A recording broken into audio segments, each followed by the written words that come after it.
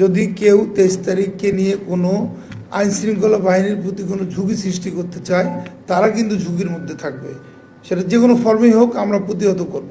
আমরা কিন্তু অলরেডি একটা মেসেজ দিয়ে দিয়েছি সব স্টেশনে এবং সবাইকে, বিশেষ করে 23 তারিখ রিলেটেড কেউ যদি কোনো বিশৃঙ্খলা করতে চায় তাদেরকে মেসেজ দেওয়া হয়ে গেছে যে তারা যেন কোনো বিশৃঙ্খলা, যদি তারা কোনো ঝুঁকি সৃষ্টি করতে চায় আমাদের জন্য, তারা নিজে ঝুঁকির মধ্যে থাকবে।